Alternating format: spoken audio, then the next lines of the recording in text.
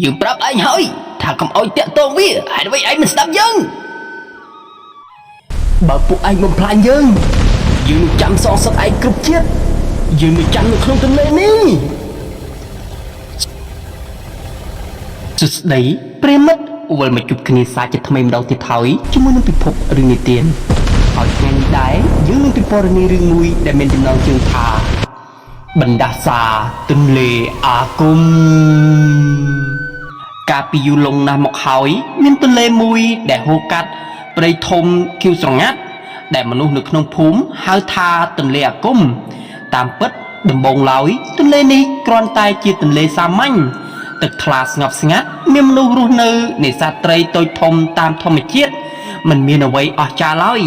ប៉ុន្តែគ្មាននរណាម្នាក់បានដឹងថាក្រោមទឹកដ៏ស្ងប់ស្ងាត់នោះមានរឿងរ៉ាវស្នេហាដ៏ឈឺចាប់មួយដែលបានបំលែងទន្លេនេះឲ្យคล้ายជាទន្លេពោពេញទៅដោយមន្តអាគមនិងបណ្ដាសា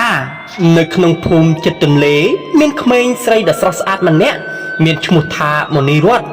ជាកូនស្រីរបស់សេដ្ឋីដែលមានទ្រព្យសម្បត្តិច្រើននាងមានចិត្តសប្បុរសនិងស្រឡាញ់សេរីភាពប៉ុន្តែត្រូវបានគ្រួសារគ្រប់គ្រងយ៉ាងតឹងរ៉ឹងនាងមានគូកំណានចិត្តជាយុវជនក្រីក្រម្នាក់មានឈ្មោះថាវីរៈបុត្រដែលជាអ្នកនេសាទរស់នៅតាមដងទន្លេ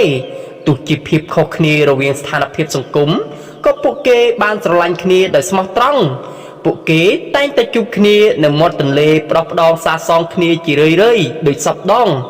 ស្នេហារបស់ពួកគេកាន់តែជ្រាលជ្រៅនិងមិនអាចបំបែកបានឡើយប៉ុន្តែថ្ងៃមួយឪពុកនាងបានដឹងពីរឿងនេះគាត់មានកំហឹងយ៉ាងខ្លាំងហើយមិនព្រមឲ្យកូនស្រីរៀបការជាមួយនឹងបរិសុក្រីក្រឡើយឪពុកសេដ្ឋីបានបង្ខំឲ្យនាងរៀបការជាមួយនឹងអ្នកមានម្នាក់ដោយមិនអាចទ្រាំបានមនីរតន៍និងវីរៈបុត្របានសម្រេចចិត្តរត់គេចពីភូមិនៅយប់មួយដែលមានភ្លៀងធ្លាក់ស្រាល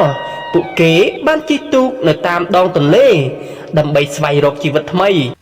ទឹកទន្លេនៅយប់នោះដូចជាស្ងប់ស្ងាត់ជាងធម្មតា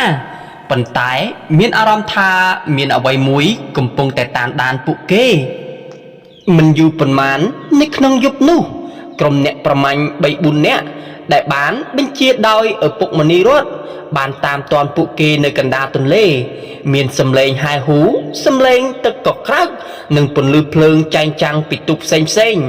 វីរៈបុត្របានព្យាយាមការពារមនីរតន៍ដើម្បីឲ្យគេចផុតពីខ្មាំងសត្រូវប៉ុន្តែគាត់មិនអាចប្រឆាំងនឹងកម្លាំងជាច្រើនបានឡើយនៅចុងក្រោយវីរៈបុត្រត្រូវបានចាប់បាននិងសម្លាប់យ៉ាងឃោរឃៅនៅលើទូកដោយសាកសពរបស់គាត់ត្រូវបានបោះចូលទៅក្នុងទន្លេមនីរតន៍នាងត្រូវបាននាំត្រឡប់ទៅវិញដោយទឹកភ្នែកហូរមិនឈប់និងស្រែកហៅឈ្មោះគាត់ជាលើកចុងក្រោយនៅពេលដែលវីរៈបុត្រកំពុងតែធ្លាក់ចូលទៅក្នុងទឹកយឺតលើកណ្ដាលទន្លេដ៏ត្រជាក់នោះគាត់មិនទាន់ដាច់ខ្យល់ភ្លាមនោះទេគាត់បានបន់ស្រន់នៅក្នុងចិត្តថាបើសិនជាសេចក្តីស្រឡាញ់របស់ខ្ញុំស្មោះត្រង់សូមឲ្យវិញ្ញាណក្ខន្ធរបស់ខ្ញុំដែលស្លាប់ទៅនៅយាមទន្លេនេះជារៀងរហូតដើម្បីរងចាំនាងនិងការពារភាពអយុត្តិធម៌ពេលនោះទឹកទន្លេបានកក្រើកយ៉ាងចម្លែក